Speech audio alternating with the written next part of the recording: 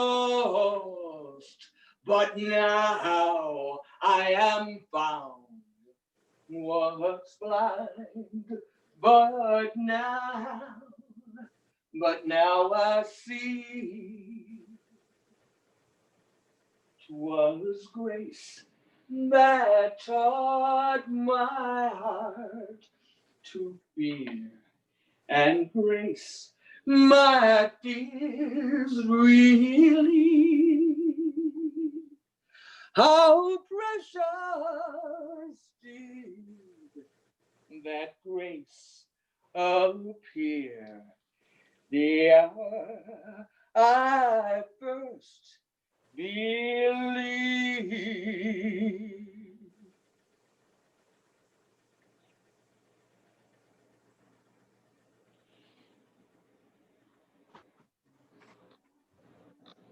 When I was a slave, I hated white people. You see, we was all brought over from Africa. My father, my mother and I, and a lot more of us. And we were sold up and down, hither and yon. I can remember when I was a little bit of a thing, no bigger than this, how my old mama would come outdoors in the evening, sit down, look up at the stars.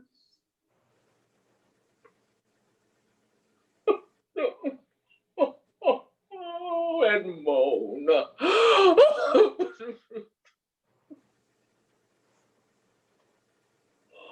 Mama, Mama, what makes you moan so? I'm moaning because I don't know where my children be, and they don't know where I be. I look up at the stars, and they look up at the same stars. And I can't tell where they be. One day, child, when you're grown, you may be sold away from your mama and have great troubles come upon you. When these troubles come, you go to God. He lives in the sky, and he'll hear and answer every prayer you make. Well, children, I did get sold. I was 10 years old. And that was when my war begun, because my master and missus was hard. Oh, I tell you, they was hard. One day, master called me into the bar,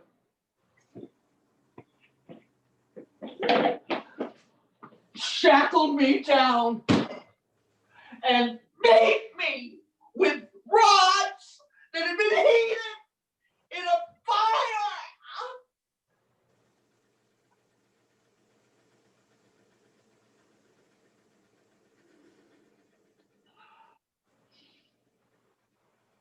I bear the marks even today.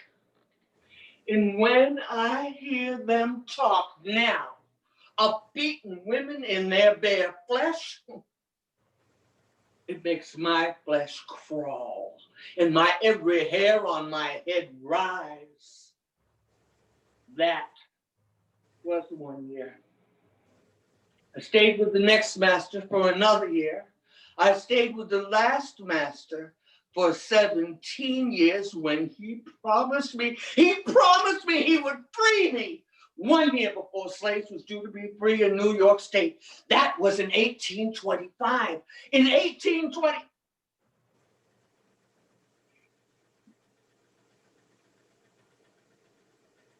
In 1826.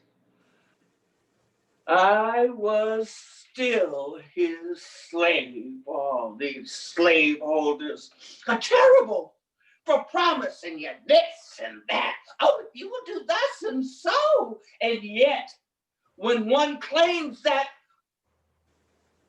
promise, they recall nothing of the kind. And you are taunted with being a liar? Oh, God.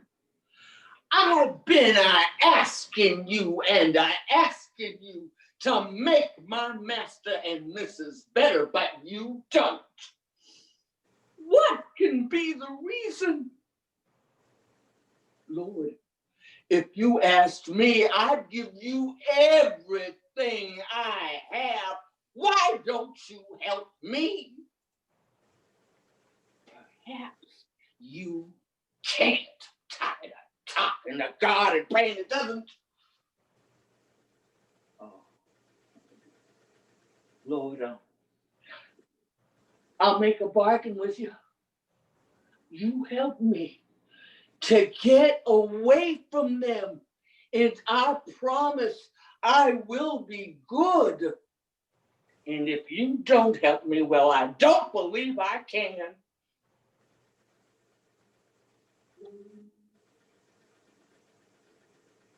The Lord spoke to me, told me to get up and start off 2 or 3 hours before daylight. Well, children, I got up at 3 in the morning and traveled so fast that by the time the sun was, I was clear away from the place, and then I realized I did not know where to go. Oh, Lord, I want to thank you for starting me out on this journey, but please give me some direction or show me where to go. The Lord made a house appear to me in my head, told me I was to walk on till I seen that house and asked the folks to take me in. Well, I traveled all day and I seen that house late at night. I went in and told the folks they was Quakers.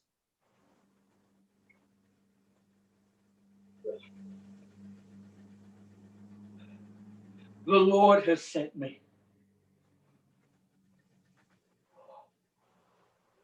They took me in.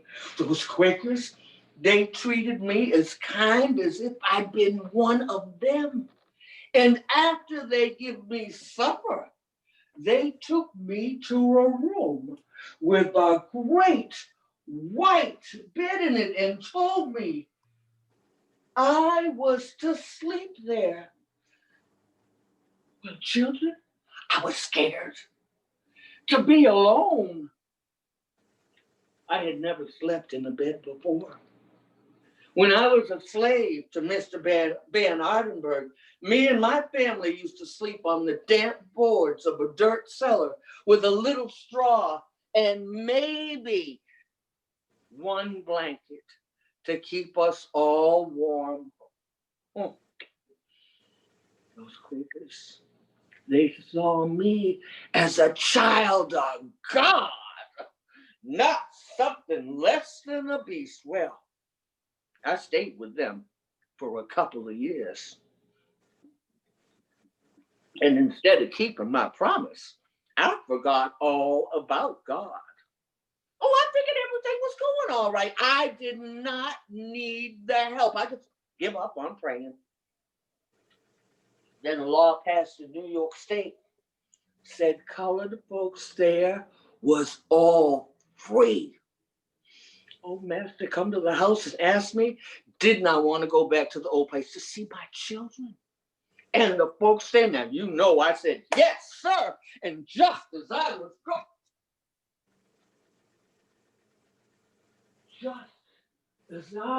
going, I met God. I turned right around. I come back in and I could see. I was so wicked. I could feel it. Hot, but all around and through. Who is this? And then, child, for a while it was like the sun shining in a pail of water. I begun to feel it was somebody who loved me. I tried to know him. I know you. And I don't know you. I know you. This is Jesus. Glory be to God. And the whole world grew bright. Trees waved in glory. Every piece of stone on the ground was shone like a piece of glass. I've begun to feel a love in my heart. A love for all creatures. And all of a sudden it stopped. A voice spoke out in me.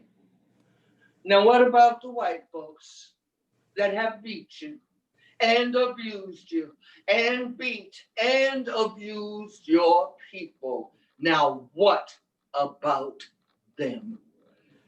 And all of a sudden, another rush of love run through me. Oh, God.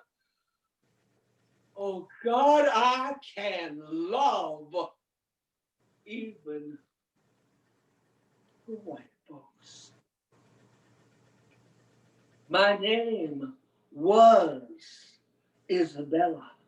But when I left the house of bondage, children, I wanted none of Egypt on me. I left everything behind. I went to the Lord and I asked him for a new name. And he gave me Sojourner because I was to travel up and down the land, being a sign unto people, showing them their sins. And I asked the Lord for another name. Everybody else has too. And he gave me truth because I was to declare truth to the people. Through many dangers, toils, and snares, I have already come. 'Twas grace that brought me safe thus far, and grace will lead me home. After that, you see, I thought I would go back to the old place, see my children and the folks. Law had passed in New York State, said colored folks there was all free. And when I got back, they told me my old missus had given my son Peter to her married daughter, what lived in Alabama. I went right up to see old missus.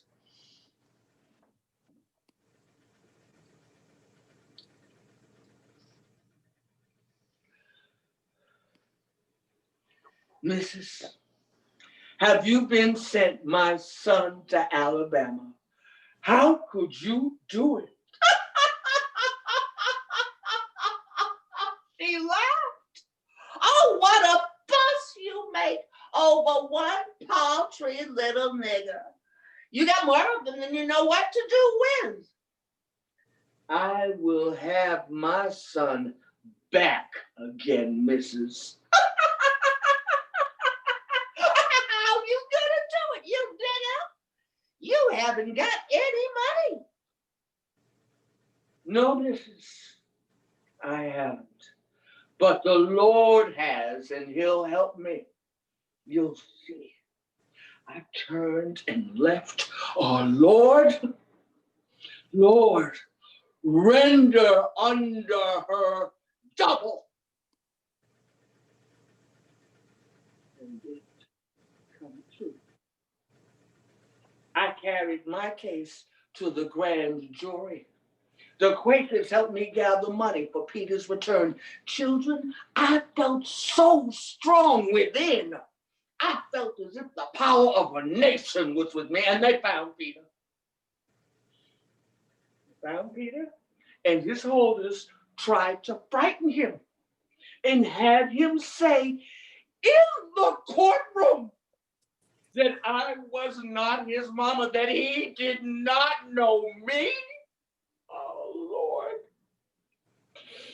Lord, you can make the people do for me, and you must make the people do for me. Lord, make them hear me. I will never give you peace until you do.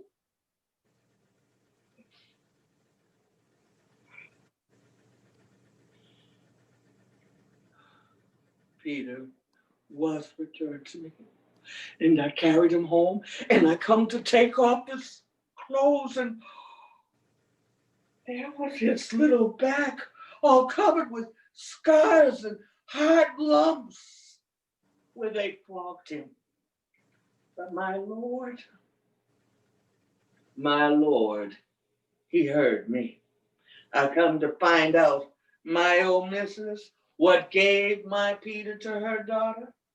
She lost her child, as the daughter's husband drew his wife down and stomped the life out of her when he was in liquor.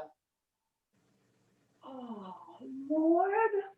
Lord, I did not mean all that. You took me out too quick.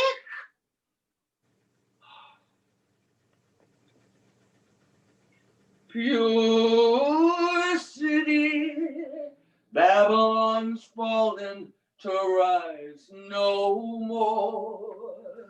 Pure city, Babylon's fallen to rise no more. Oh, Babylon's fallen, fallen, fallen. Babylon's fallen to rise no more. Oh, Babylon's fallen, fallen, fallen. Babylon's fallen to rise no more.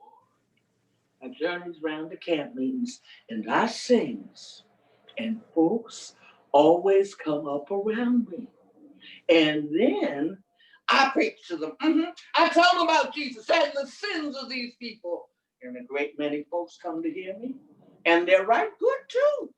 Say they want to hear me again. Now I journeyed to New York City. But people, you know everything that they say about that town is true. The rich do rob the poor. And the poor, they rob each other. I journeyed to Long Island, to Connecticut, to Springfield, Massachusetts, and the Lord always saw to it I was able to find the work to tide me over. Now, when I preach from just one text, how I found Jesus.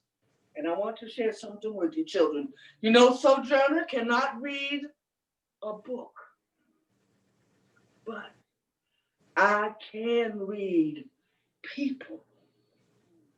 Now Jesus told you once before, Babylon's fallen to rise no more, to go in peace and sin no more.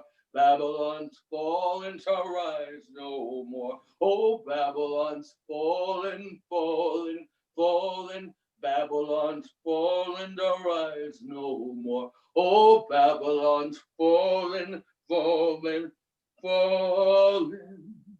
Babylon's fallen to rise no more.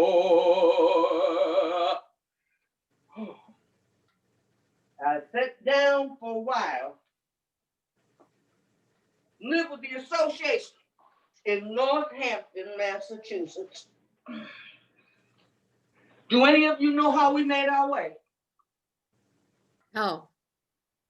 Oh, somebody's talking to me. Thank you. It's a trick question, because tell me, sister, did you know that in Northampton we were raising silkworms? Weaving silk for 10 to 12 hours a day. I normally worked in the laundry, but we all worked for the princely sum of 7 cents an hour, so we could pay our room and board, our weekly room and board of 50 cents. As I said, we worked hard there, but we had good times. And it was there that I met Mr. William Lloyd Garrison and Mr. Frederick Douglass, those great abolitionists. But you know, children, sometimes I had to bring Mr. Frederick Douglass to God's word. Mm-hmm, mm-hmm. Oh, some of you know Frederick. Well, one afternoon we was traveling in Salem, Ohio. Frederick was to give a speech about the injustices done to our people. Children, let me tell you, the more that man spoke, the more excited he become. He finally becomes so agitated that he prophesied that justice would never come to our people. We must be prepared to pick up arms and shed blood. Us and the white folks. I could stay silent no longer. The Lord wouldn't let me. Frederick, Mr. Frederick Douglass, Frederick, answer one question for me. Just one question. Frederick, tell me, has God died? As I said, we worked hard there, but we had good times. And do you know, some folks called us infidels. I wish the world were filled with such infidels. Children, remember this for Sojourner, please. Religion without humanity, that is poor human stuff. You are welcome to throw that away. Association closed after 2 years. I liked Northampton. Actually, we were living in a suburb of Northampton known as Florence. I liked that town. And I liked the people. So I bought my first home and land there. And to make up for the money that I had spent, you know that $300 mortgage? Oh, like to break my back and my pocket. I took to the road, traveling and preaching. I sold my shadow. What? Do any of you have entrepreneurship, supporting your family, selling shadows? No. Do you know what I mean when I say I sold a shadow? No. Thank you. Usually when I'm doing it in front of people, they be looking at the floor and everything. That's not the kind of shadow I'm talking about. This, children, is my shadow. As soon as I get myself from wrapping from around this yarn. Can you see her? Oh, yes. My photograph on a postcard.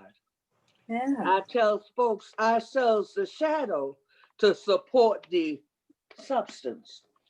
And I venture to say I've sold maybe a few too many shadows for my own good. Now, hush now. I also sold my autobiography, which I call the Book of Life. It was signed by a great many people. Miss Harriet Beecher Stowe. Oh, what is the name of that book that woman wrote? Does anybody know?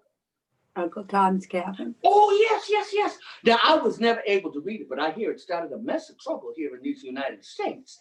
And my book was also signed by President Abraham Lincoln. Met him September 29th, 1864 at the White House. I was escorted into his office and introduced. He arose, took my hand, and made a bow. Pleased to meet you, he said. Why, Mr. President, when you took office, I thought that you would be torn to pieces. Well, I liken you unto Daniel, who was thrown into the lion's den. I knew that if they did not tear you to pieces, it would be that God had sent you. Well, he says, I expected you were making some reference to my proclamation having emancipated the slaves. I would never have done that, he says, if the folks across the Potomac had behaved themselves, but they did not. He gave me the opportunity to do these things. Well, sir, I thank God and the people that you were the instrument selected by them. You know, I should be ashamed to say this, but Well, I had never heard of you before you come to the White House. He smiled again and said, well, Auntie Sojourner, I had heard of you many times before this. I presented him with one of my shadows, for which he most graciously thanked me. And I am pleased to say that I was never treated by anyone with more kindness and cordiality than that great, good man, Mr. Lincoln. Children, I felt as if I was in the presence of a friend. I am pleading for my people, a poor downtrodden race who dwell in freedom's boasted land with no abiding place. I am pleading for the mothers who gaze in dark despair upon the dreaded auction block and see their babies there. Though I bear upon my body the scars of many a gash, I am pleading for my people who groan beneath the lash. I lingered a while in Washington. The National Freedmen's Relief Association appointed me counselor, and I went among the freedmen and women in their camps in Arlington, Virginia. They all wanted to learn how we lived in the North, and they were all delighted to hear me speak. I think I did some good there. God knows I was needed. Now the white folks got the fishes and the loaves, oh, the freedmen and women, the scales and the crusts. Did you know that in the colored home in Maryland, they did not even know they had been free for a year? Nobody ever told them. One old sister clung around my neck. She like to choke me. Oh, she was so thrilled when she got the news. I didn't calculate to ask the government for anything, only what I had to eat. Because Black folks must be raised out of bondage. All the gold in California, all the wealth of this nation could not restore to us what white folks have wrested away. Well, as I told you, I lingered a while in Washington. And one afternoon, I was traveling with a dear friend of mine, Miss Josephine Gibbs, General Relief Agent for the Freedmen's Relief Association, when the conductor of a trolley refused to stop for me. Now, I've been following Josephine quite closely, had grabbed hold of that iron rail, and this streetcar proceeded to drag me for a few yards or so before Josephine could convince the conductor to stop. Well, after that little encounter, we approached the president of the city railway, and I was told that in the future, whenever I had any mishaps on the city railway, to get the name of the conductor, the number of his trolley, and report these two pieces of information back to the president of the city railway. And I'm going to tell you, I thought I would have no more trouble. Well, just a few weeks later, I'm traveling with Laura Haviland to Michigan. Been traveling with her for months. That day we was going to the Freedmen's Hospital. Been going for months, advising and counseling. Now that day we was going to bring some blackberry wine and I went to step up on the platform of this trolley. The conductor come out and said, "Step off, get away from here." You all know me well enough by now to know that I told that conductor I was not about to step off. He said, "Well then, I'll put you off." And he grabbed my right shoulder with such violence and force. I thought for a minute the man was about to succeed. Laura tried talking to him. "Does she belong to you?" he asked. sir,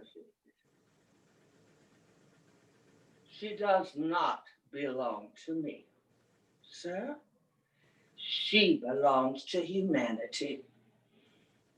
Children, what two pieces of information do you think we had when we left that trolley that day?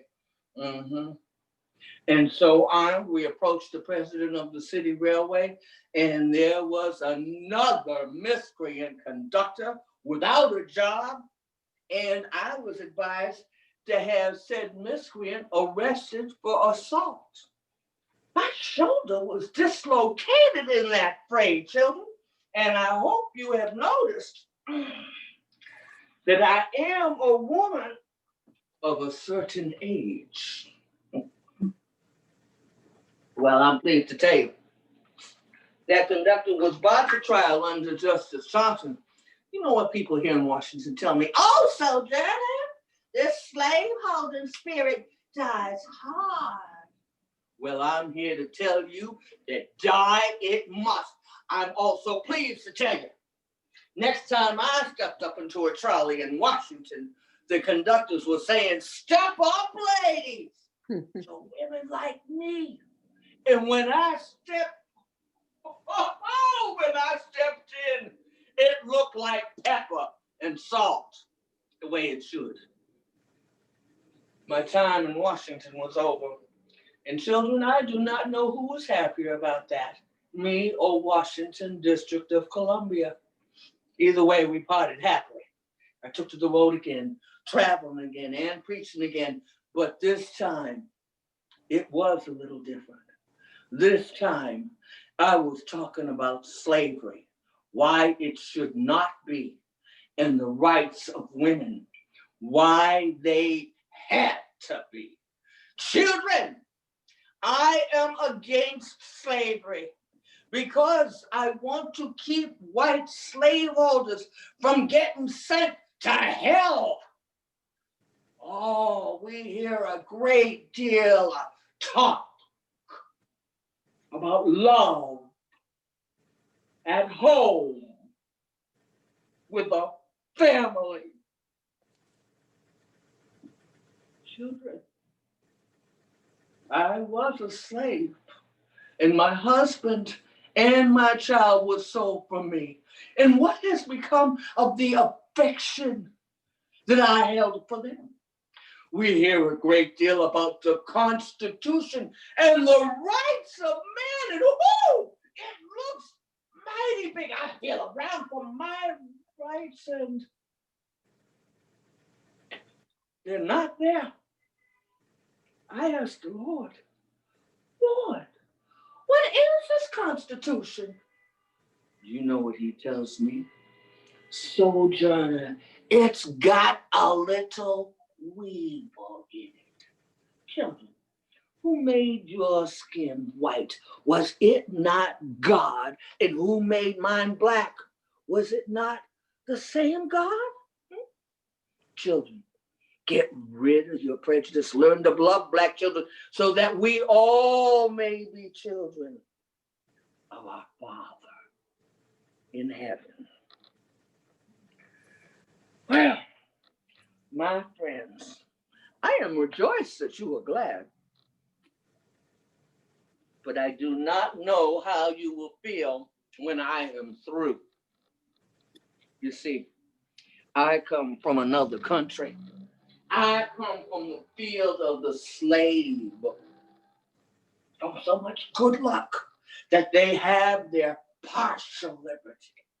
Well, I want to see slavery root and branch destroyed, for only then shall we all be free indeed. I feel that if I have to answer for the deeds done in my body just as much as a man, I have the right to have just as much as a man. There is a great stir going on about the colored men getting their rights, and not a word about the colored women getting theirs. Now, if the colored men get their rights and not the colored women, there's Sisters, you know it'll be just as bad as before with the men being masters over the women. So I am for keeping the thing stirring while it's going, because if we wait, it will take a great while to get things stirring again. Now, I want you to consider on that, children. Oh, I call you all children because, well, you are somebody's children, and Lord knows this afternoon, I'm feeling old enough to be mother of you all. Now, when I was a girl, I worked in the fields, finding the grain, keeping up with the cradlers, and men doing half the work, though twice the pay. Same as with the German women. Now, we do as much, we eat as much, we want as much. And I suppose I'm about the only colored woman going about talking about rights for colored women. And people say, what do you want? What we want is a little money to get this battle won. And when we have won it, perhaps we will have money in our pockets when you come and ask for some. But you know, you men have been holding our rights for so long, you've begun to think like slaveholders, that you own us. And I understand it is hard for someone that's been holding the reins for so long to just let go. Oh, that cut like a knife. Well, brothers, I'm telling you, the sooner you let go, the quicker you begin to heal. Now, I have been in Washington the last few years, pleading with all I had that one day folks of color would own their souls and their bodies, and that day has come. That day has come. That day has come in blood. But what we are looking for now is a liberty that requires no blood. And we ask it kindly. Lord knows I ask it kindly too. I think how wonderful it would be to go to the polls and vote. Oh, I hear it's not such a hard thing to vote. Though I have known some men to have a hard time at it. I'm an old woman, and I don't calculate to keep none of you past your time. But if you want to get me going from out of this world, give women the right to vote. Because I don't plan to go until I can do that. Oh, well, there is so much racket. Must be something out of kilter. I think that twixt the white women of the North and the South and the niggers of the South all asking for their rights, the white man is going to be in a fix pretty soon. Now that man over there, he says that women need to be helped into carriages and lifted over ditches and given the best place everywhere. Well, no one has ever helped me into a carriage or lifted me over a ditch or given me the best place anywhere. And ain't I a woman? Well, look at me. Look at my arm. I have plowed and planted and gathered in the barns, and no man could hit me. And ain't I a woman? I could work as hard and eat as much as a man when I could get it, and bear the lash as well. And ain't I a woman? I have born and raised 5 children, and seen most all of them sold off as slaves. And when I cried out in my mother's grief, none but Jesus heard me. And ain't I a woman? But what is all this here talk about? This talk in the head, what do you call it? The intellect. What has that got to do with women wanting their rights and niggas needing theirs? Now that little man in the back over there, he says that women can't have as much rights as men because Christ was not a woman. Sir, where did your Christ come from? Where did your Christ come from? From God. And a woman, man had nothing to do with it. Now, if the first woman that God made was strong enough to turn the world upside down all alone, well, these here ought to be able to turn it right side up again. And now that we is asking to do it, you men better let us. He says, I need help. That man over there to step across the water course to pull out my own chair. And he says, I always need to have the best place everywhere. Because I'm a woman. Well, no one's ever carried me or gave me the best place or helped me into carriages or over the mill race. No, no one's ever done for me.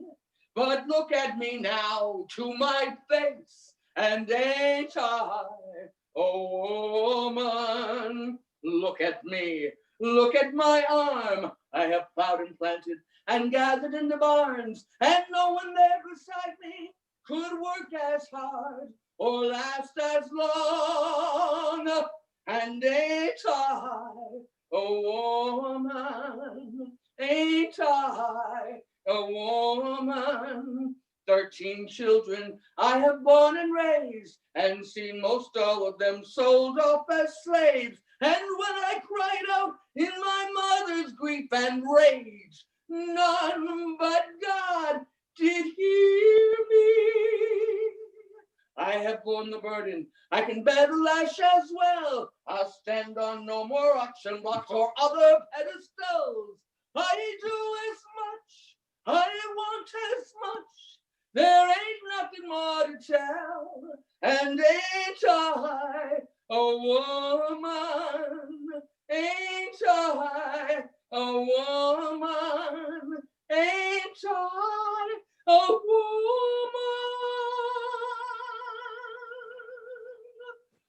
Children, I'm mighty obliged to you for hearing old Sojourner speak, but you know, there ain't nothing more to tell. I thank you and have a blessed rest of your day.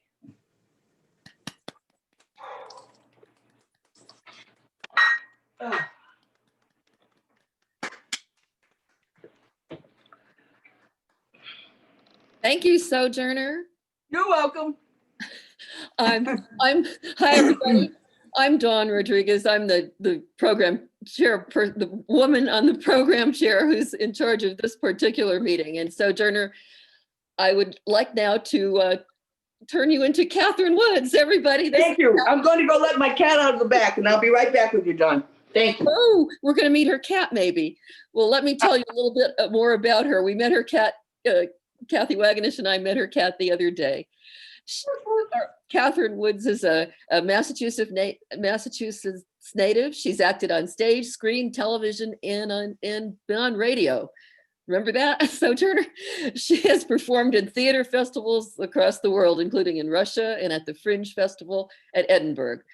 She and Sojourner have been seen on C-SPAN and heard on NPR. You can also find her on the streets of Boston, or at least you could before COVID. Yeah. On the I'm hoping that comes up again. Oh, I hope so too. I'd love to do that with you. And we almost got to meet her face to face Sojourner had actually purchased her bus ticket to Williamstown last March and was looking forward to staying in Bennington and spending some time with us. That would have been even more wonderful than being together today. But we thank you so much for being with us today. And now, Thank you. Foodie says thank you too. oh yes, let's see. Because Foodie says now I'll be able to eat next month. Very Thank you, good. everybody.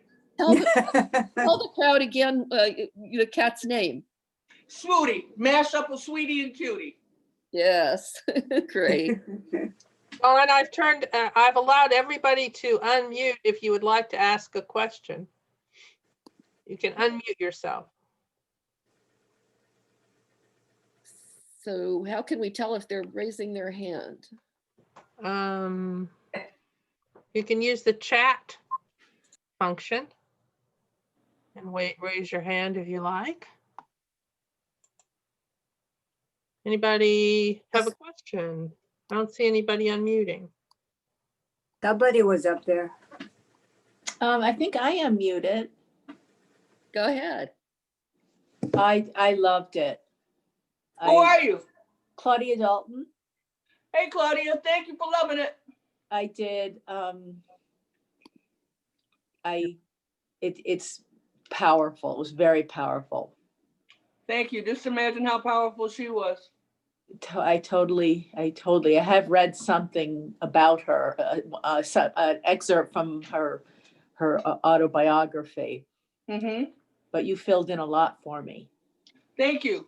If you want to read something else about her, there are 2 books that I found after I started doing the show. They were printed afterwards.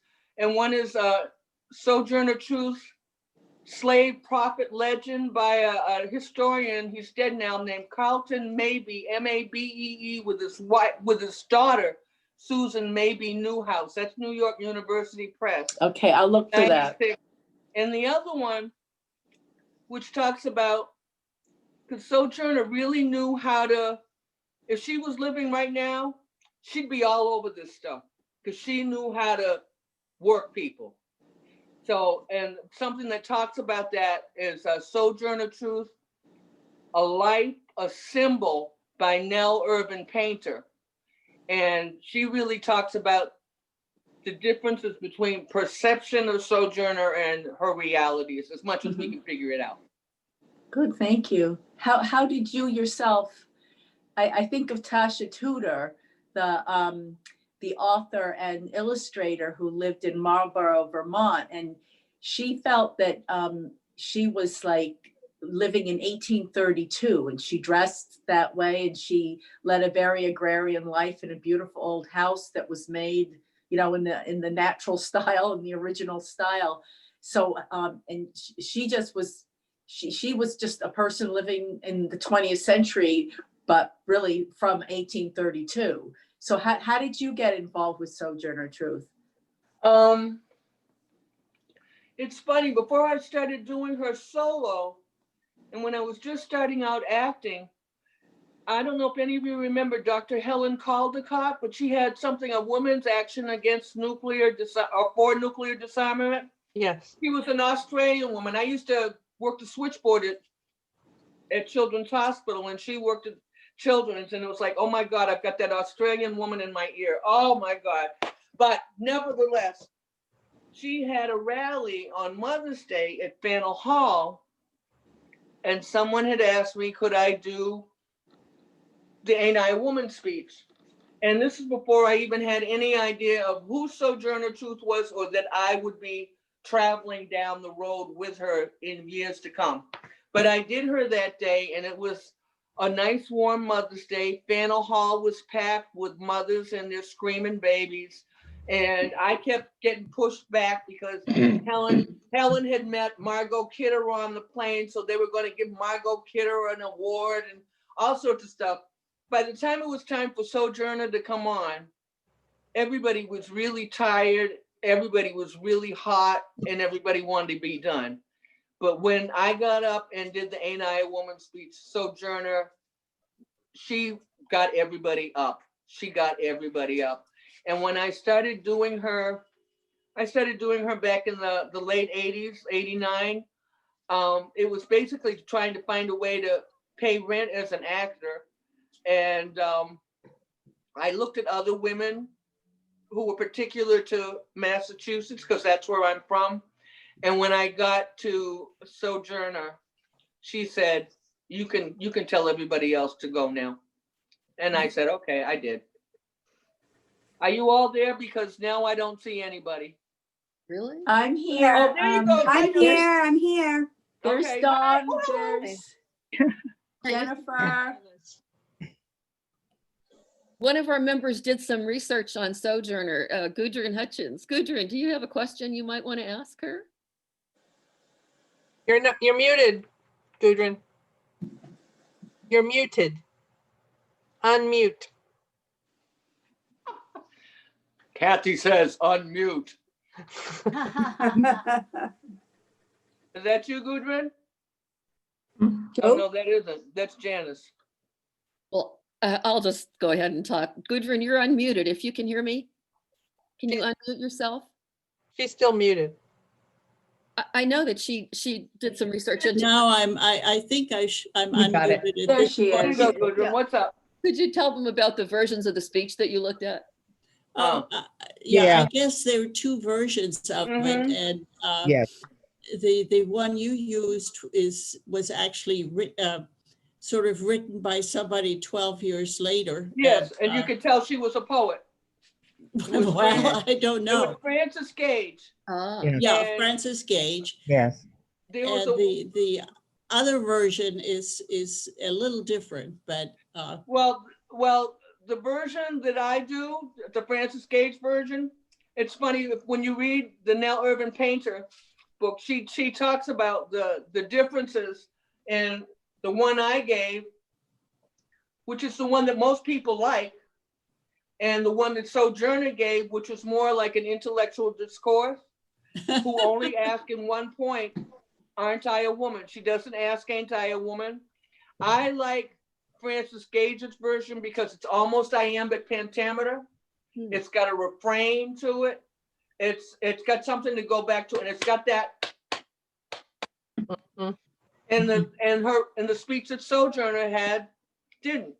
And Nell Irvin Painter pointed up this discrepancy to a bunch of women scholars, and the women scholars said they preferred the fake version. So it had something to do with, isn't that strange? Because she was very upset about that, how people perceive Sojourner and her reality, but people were much happier with the other version. Kathryn, Hmm? I'm Nancy Foy Cox. I live in Akron, Ohio. Oh, hey. Oh, wow. Hi. And we're celebrating the speech you gave on May the 29th next year. It'll be 170 years since that speech in Akron. And I've lived with, both versions. I know that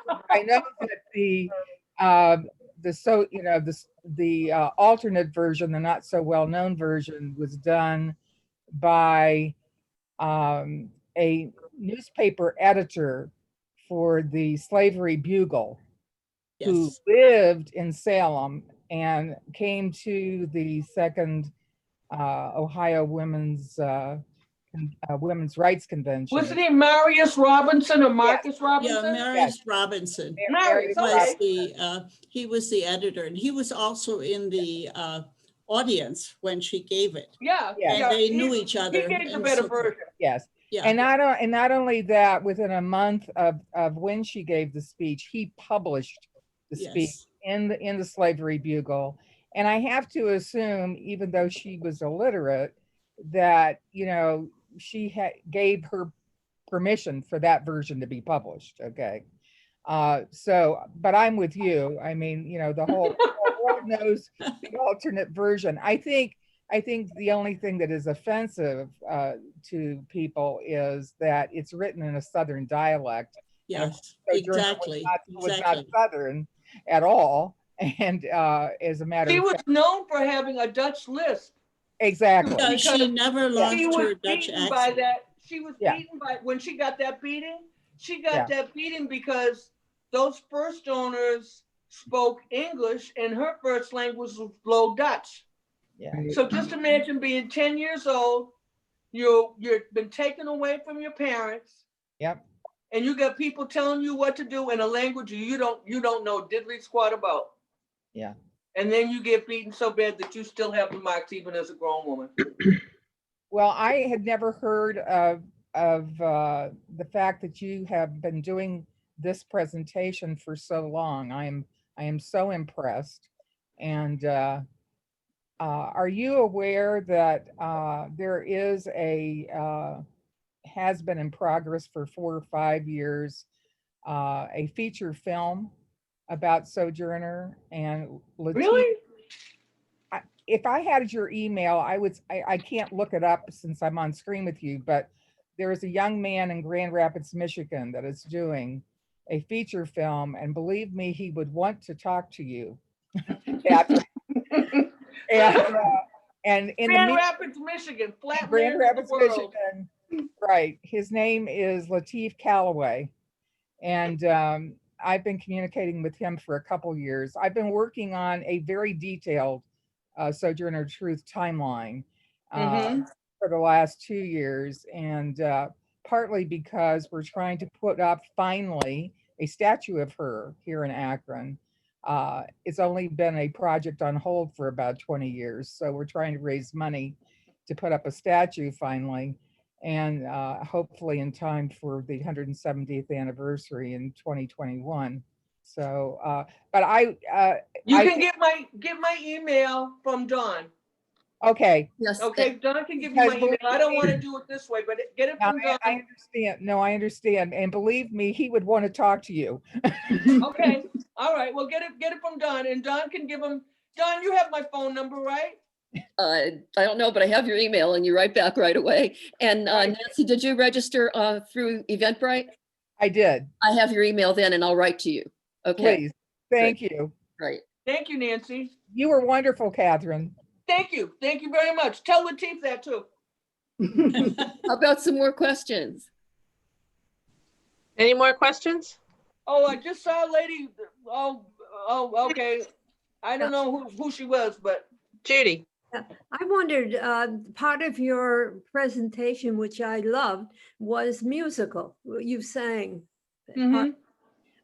Did Sojourner do any singing in her presentations? Or is that an innovation? I don't know. Probably because that song I sang, I Am Pleading for My People, she wrote those words. Oh. But the music, she used to sing it to. She used to sing it to the music of Auld Lang Syne, but that bothered me. So that's my music, but those are her words. Oh. That was lovely.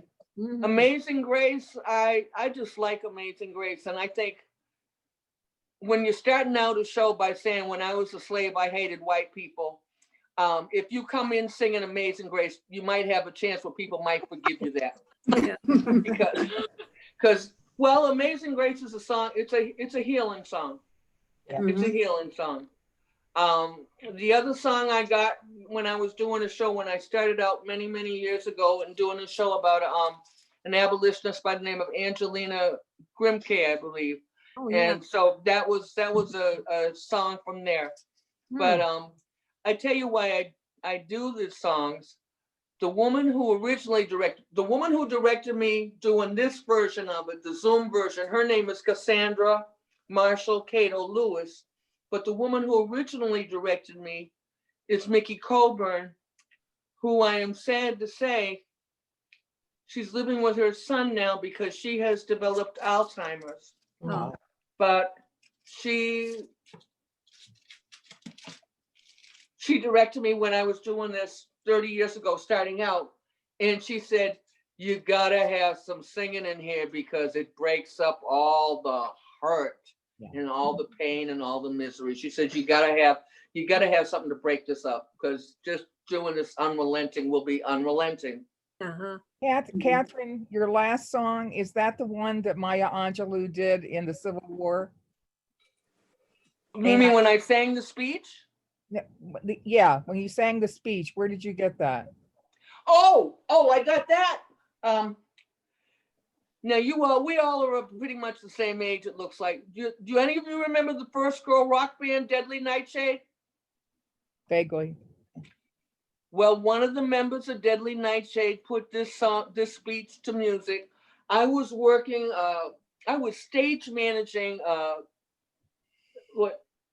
something alight, around Christmas time. But anyhow, I was stage managing the show, and the woman who was running it was Annabelle Gretz, who was a singer. And she was singing the speech one day, and I'm like, what the fuck? Where the Annabelle, call my phone and sing it into the machine. So I maybe switched a little bit of it musically, but somebody who worked in Deadly Nightshade, one of those women, put that speech to music, and there was no freaking way I was not gonna sing it. Oh yeah. Mm. There was no way. I mean, when I heard it, it was like, what a gift. What a gift. All the gifts that I've been given doing this show. I mean, stuff came up so happenstance. When I was researching the show, I couldn't find her words.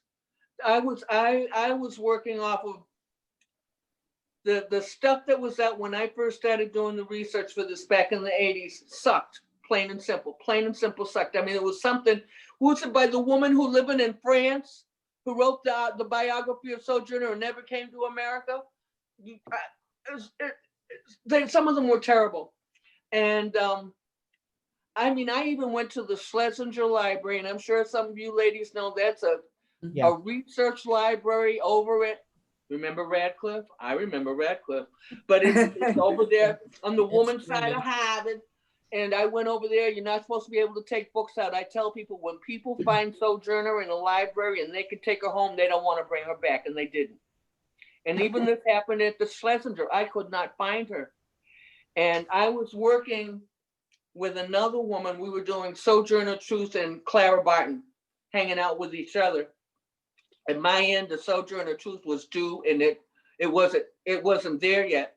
And I had to go to the library, and the branch that I normally worked at was closed that day. And I had to go to the main branch in Copley Square. And I went up into the stacks, and Sojourner was there. And if you've read the autobiography, it's called Interview with a Libyan Sybil by Harriet Beecher Stowe, you'll read most of what you've heard today. And that's how I came to find Sojourner.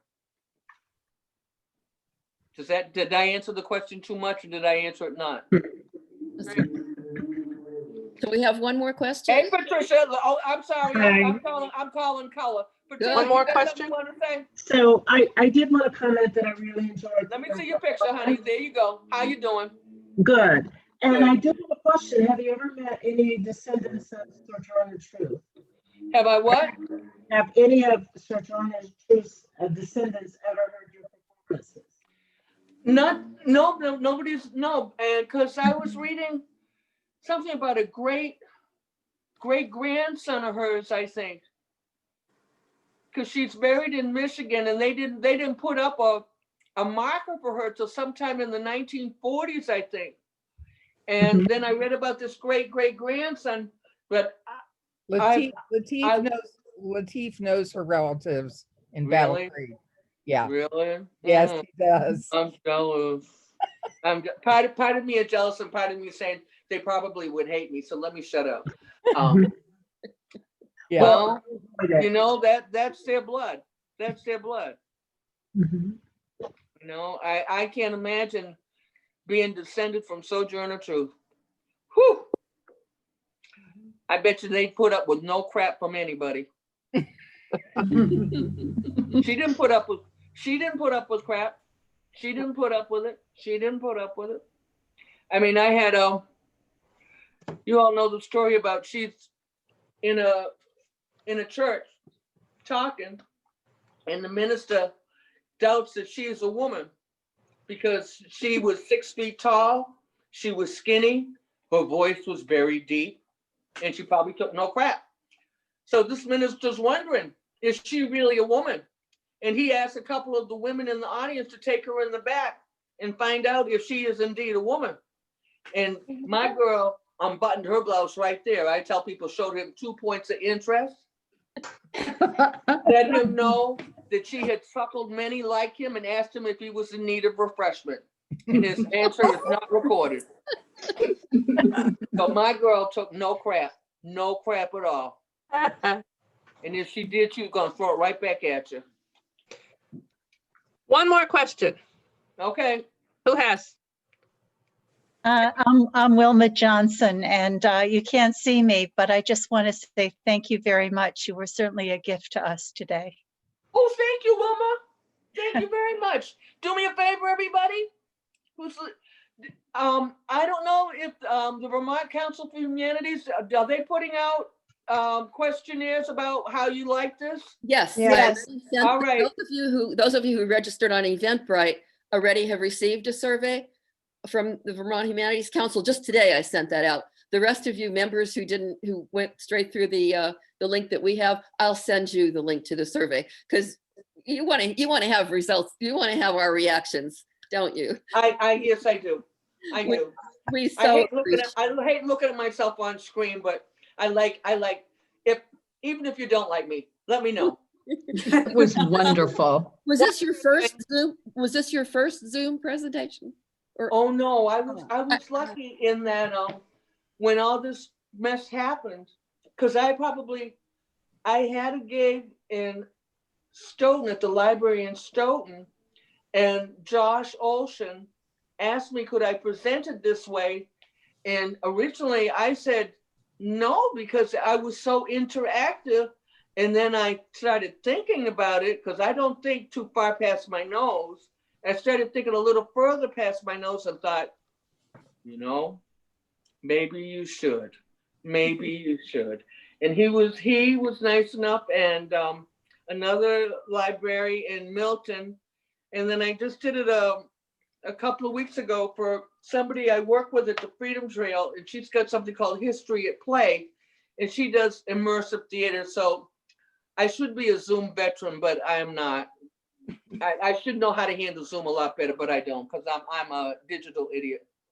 well, maybe someday you'll come to Bennington for another kind of presentation. Oh God, would I love that. I love working with people. We'd love to have you.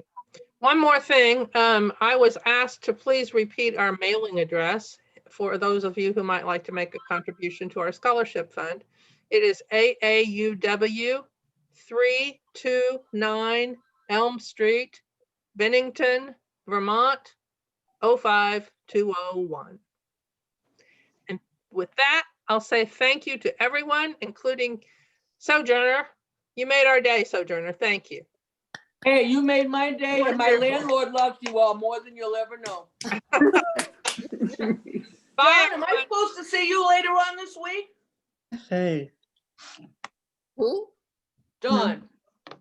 No, did you want to see me later on this week? Are Oh, we supposed to see each other on the 18th? You're going to Boston. oh yes, I'll get in touch with you. That would be great. That would be great. I happen to have an appointment in Boston. Let's try to connect. I'll email you. And look, Okay. all thank right, you to everybody from me too. Thank you so much. Thank you, all. everybody. Take care. Thank Have you a good so evening. much. Bye, Spooty. Thank you. Good night, Margaret. Thank you. Wonderful. Keep up the good work. Thank you, Jennifer. Anytime.